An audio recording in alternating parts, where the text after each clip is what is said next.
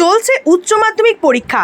নদিয়ার Shantipur Sutragarh girls high স্কুলের এক পরীক্ষার্থী তার পরীক্ষা কেন্দ্র সূত্রাগড় MN উচ্চ বিদ্যালয়।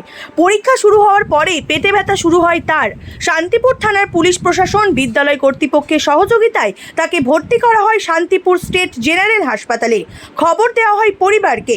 এরপর হাসপাতালে একটি আলাদা কক্ষে শান্তিপুর থানার পুলিশ প্রশাসনের সম্পূর্ণ নিরাপত্তা দিয়ে পুনরায় পরীক্ষা শুরু করা হলেও শারীরিক অবস্থার অবনতি ঘটায় তার চিকিৎসার কারণে দীর্ঘক্ষণ পরীক্ষা দিতে পারে না সে। যদিও পরীক্ষার পূর্ণ সময় অতিক্রান্ত হওয়ার পর পরীক্ষা কেন্দ্রের দায়িত্বপ্রাপ্ত শিক্ষক, শান্তিপুর থানার পুলিশ প্রশাসন হাসপাতাল পরিত্যাগ করেন।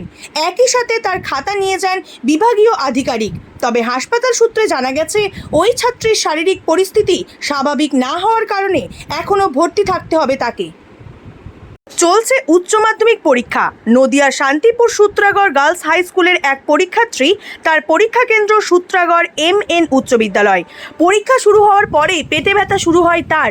শান্তিপুর থানার পুলিশ প্রশাসন, বিদ্যালয় কর্তৃপক্ষের সহযোগিতায় তাকে ভর্তি করা হয় শান্তিপুর স্টেট জেনারেল হাসপাতালে। খবর দেওয়া হয় পরিবারকে। এরপর হাসপাতালে একটি আলাদা কক্ষে শান্তিপুর থানার পুলিশ প্রশাসনের সম্পূর্ণ নিরাপত্তা দিয়ে পুনরায় পরীক্ষা শুরু করা হলেও শারীরিক অবস্থার অবনতি ঘটায় তার চিকিৎসার কারণে দীর্ঘক্ষণ পরীক্ষা দিতে পারে না সে। যদিও পরীক্ষার পূর্ণ সময় অতিক্রান্ত হওয়ার পর পরীক্ষা কেন্দ্রের দায়িত্বপ্রাপ্ত শিক্ষক, শান্তিপুর থানার পুলিশ প্রশাসন হাসপাতাল পরিত্যাগ করেন। একই সাথে তার খাতা নিয়ে যান বিভাগীয় আধিকারিক।